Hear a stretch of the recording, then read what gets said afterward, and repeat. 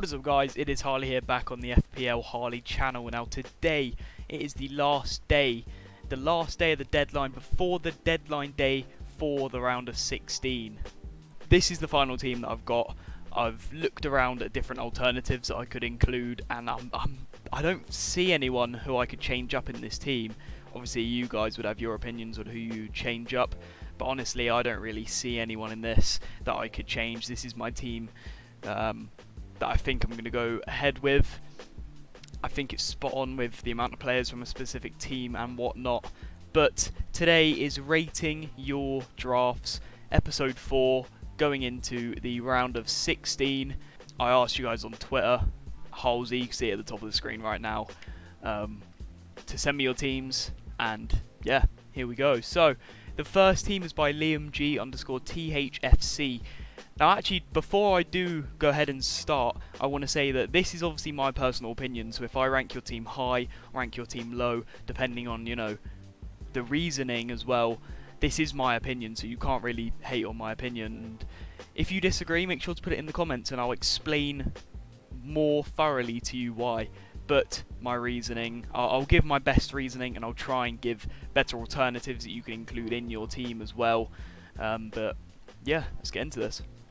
First team by LiamG_THFC, so Stecklenburg and Lloris. We're not going to name everyone, we're just going to have a look through. I like that back line, with John Stones in there as well. I'm going to have a little talk about John Stones.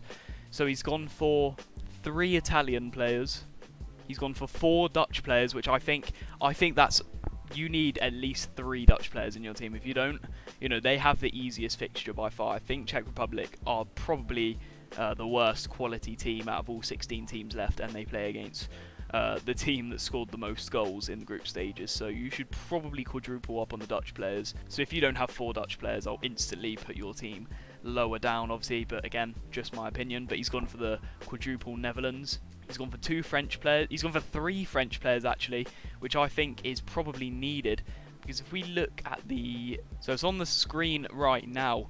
If France win their game against Switzerland, their next game will be against Croatia or Spain, which I think France could win. Now, that's the thing. I don't even need to check. I would probably have said France to win the entire competition. They'd beat literally anyone.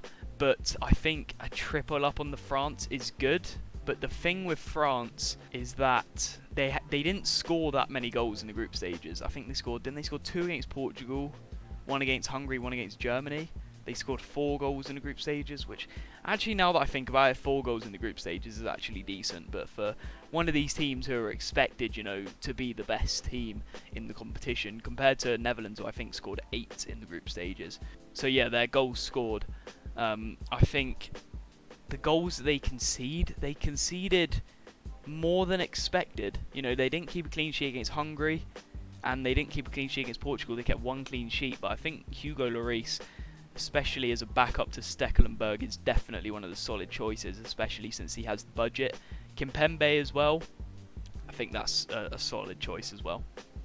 Mailer, he's gone for 1 Denmark player, which I respect. I think you need at least 1 player from that fixture. Triple up on the Italy, which I think you need at least 3 Italian players as well. So if we go back to the bracket, Italy, they do play Belgium or Portugal in the next round if they do actually go through. But Italy, you know, they're one of the favourites to win, so do not underestimate Italy. They didn't concede a single goal in the group stages. Who else is there to look at? Sarabia plays against Croatia, did very well in that 3rd game, and wasn't it a 5-0 win that Spain had? Yeah, so you could include him. And then Forsberg, penalty taker for Sweden against Ukraine. You should definitely have him in your team. And then De Bruyne as well. I think someone from the Belgium or Portugal. I think De Bruyne or Ronaldo, one of them two, should definitely be in your team. But yeah, I'll rate that team. I'm going to give it a 9 out of 10. The only thing I would change, Stones. We'll talk about Stones. I would change Stones for an England fullback, so either Luke Shaw or someone like Reece James. But that's the thing, he can't really help that because we're not too sure who's going to start that game. It could be Luke Shaw that starts, it could be Trippier that starts, it could be Reece James, it could be Carl Walker, you never know. So Stones is the safe option. Maguire, I think Maguire's more likely to score from a header than Stones.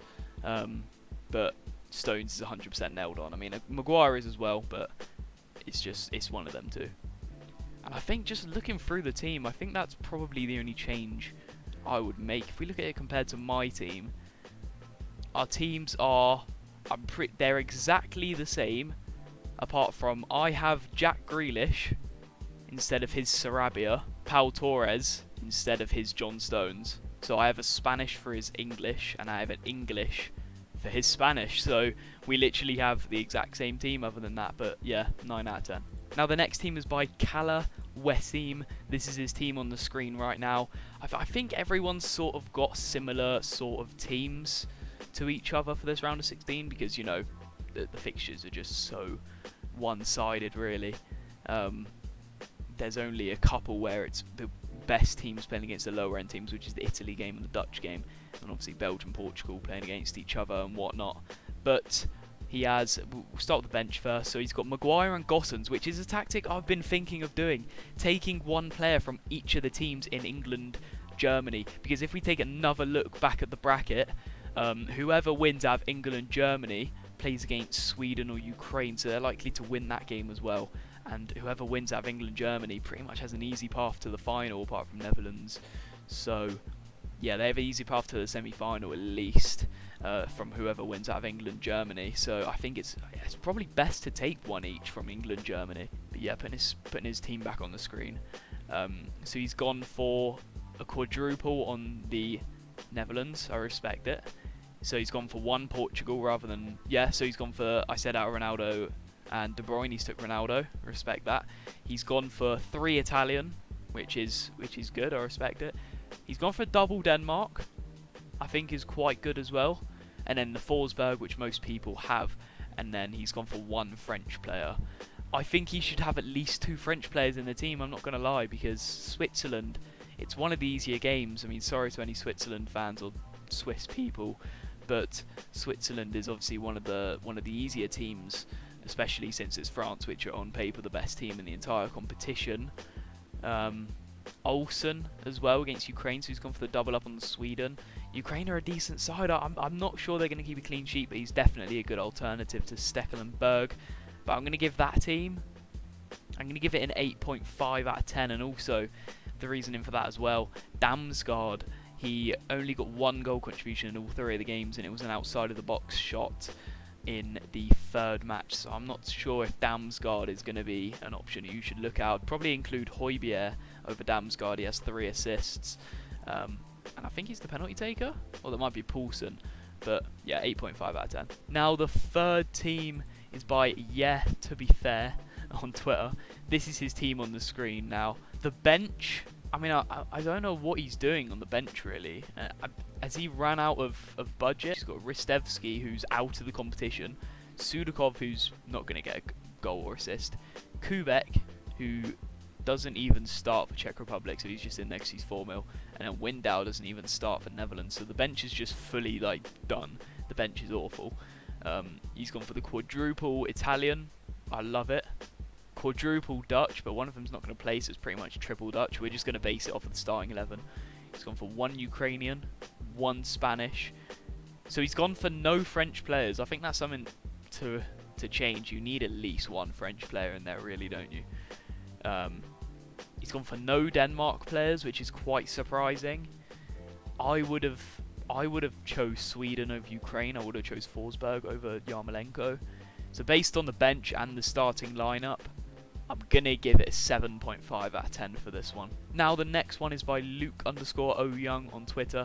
This is his team on the screen right now.